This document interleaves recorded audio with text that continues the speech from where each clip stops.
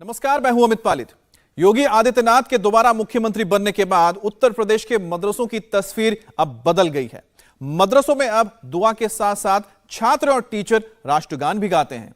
उत्तर प्रदेश मदरसा शिक्षा परिषद ने कुछ दिन पहले प्रदेश के मदरसों में राष्ट्रगान अनिवार्य करने का फरमान जारी किया और इस फरमान के बाद मदरसों में अब रोज राष्ट्रगान होने लगा है।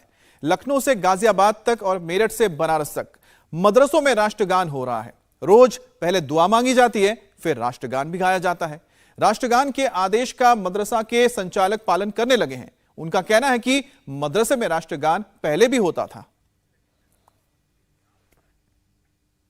अब आपको गाजियाबाद के इंदिरापुरम के एक मदरसे की तस्वीर दिखाते हैं। आज सुबह क्लास शुरू होने से पहले छात्रों ने राष्ट्रगान गाया।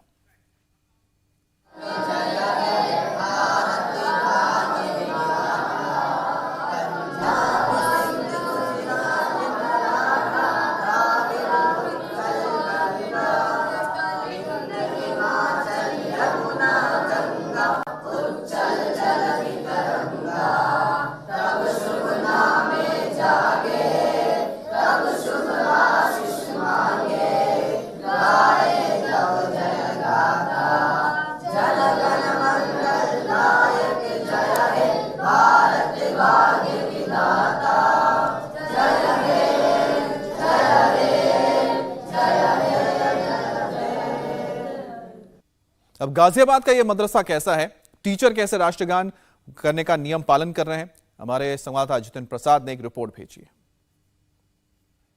यूपी के मुख्यमंत्री योगी आदित्यनाथ के इस दूसरे कार्यकाल में मदरसों को लेकर अहम फैसले लिए गए हैं, जिसमें मदरसों के अंदर पढ़ने आए बच्चों को दुआओं के बाद राष्ट्रगान करना अनिवार्य होगा।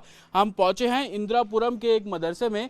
आप देख सकते हैं कि मदरसे के बाहर अभी हालांकि कंस्ट्रक्शन का काम चल रहा है, लेकिन तकनीकी रूप पे ये मदरसा जो है वो काफ़ी विकसित किया गया है। इस मदरसे का नाम जामिया कुलफाए राशिदीन ये मदरसा है, जो कि इंदिरापुरम में है। और अंदर आपको क्लासरूम की भी तस्वीरें दिखाएंगे और दिखाएंगे किस तरीके से मदरसों में पढ़ाई को लेकर जो बदलाव बीते कुछ दिनों में देखे गए हैं।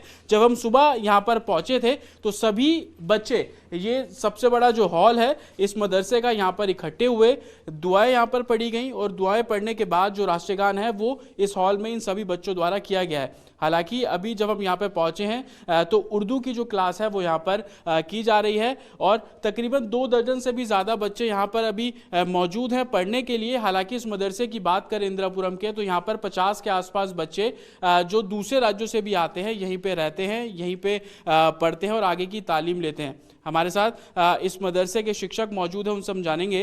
राष्ट्रगान जो अब अनिवार्य कर दिया गया है, हमने देखा आप लोग भी उसको फॉलो कर रहे हैं, किस तरीके से इस फैसले को देखते हैं? क्या आप सोच रहे हैं कि ये फैसला सही था, ये ज़रूरी था? मेरे ख्याल से ठीक फैसला सही है जी। हम लोग करवाते हैं मदरसे में, जो बच्चे मतलब के सारी तालीम हासिल करते हैं, उर्दू है, हिंदी, इंग्लिश है, कुरान शरीफ है, सब पढ़ाते हैं बच्चों दुआ के साथ। ये भी मतलब के करवाते हैं। कितने बच्चे हैं आपके मदरसे में और कहाँ से आते हैं यहाँ पर पढ़ने के लिए? हमारे मदरसे में 185 बच्चे हैं।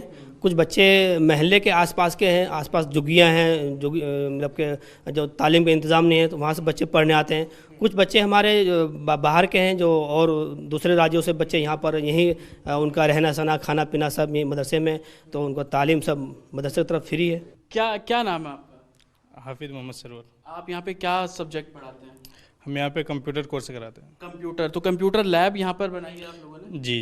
कितने कंप्यूटर्स लगाए हैं, कितने बच्चों को कंप्यूटर की तालीम दे रहे हैं?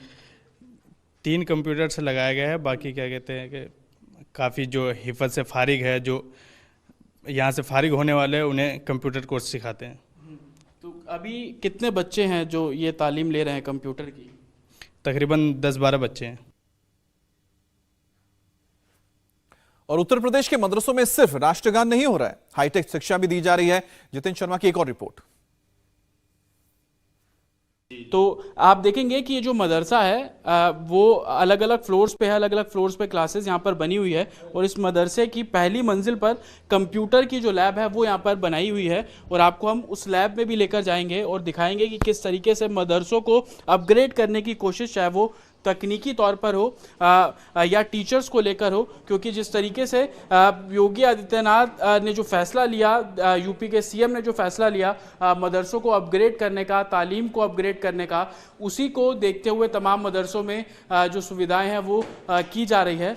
और आप ये देखेंगे प्रॉपर यहाँ पर कंप्यूटर सेंटर लिखा हुआ है और इसी कंप्यूटर सेंटर्स में जो बच्चे हैं वो कंप्यूटर्स की जो तालीम है वो यहाँ पर ले रहे हैं। अंदर आपको कंप्यूटर सेंटर में ले जाएंगे और आप देखेंगे यहाँ पर सिस्टम्स लगाए गए हैं, लैपटॉप भी लगाए गए हैं और जो दूसरे सिस्टम्स हैं वो भी यहाँ पर लगाए गए हैं और कंप्यूटर की तालीम इन बच्चों को यहाँ पर दी जा रही है। कंप्यूटर के जो टीचर हैं उन्हीं से ही हम यहाँ पर बात करेंगे। कितने समय से यहाँ पर चल रहा है ये कंप्यूटर, आपने कब लगवाए थे?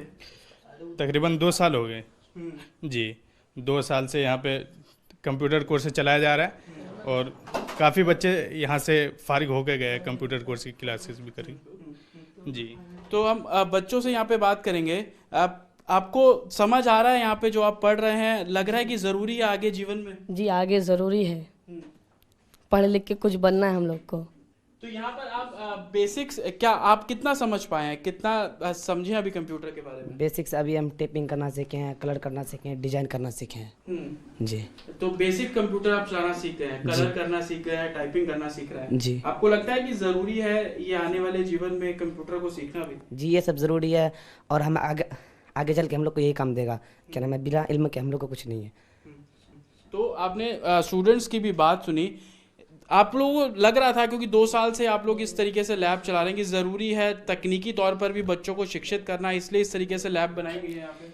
जी, हमें ज़रूरी तो दोनों तालीम है और जब तक दोनों तालीम नहीं होगी तो हम अपने मुल्क को जो है सही जो है पहचान नहीं पाएंगे। यहाँ पर उर्दू की तालीम दी जा रही है, कुरान शरीफ की तालीम दी जा रही है, तो इंग्लिश की भी तालीम दी जा रही है। कंप्यूटर सेंटर हमने आपको दिखाया कि कंप्यूटर की तालीम भी यहाँ पर बच्चों को दी जा रही है।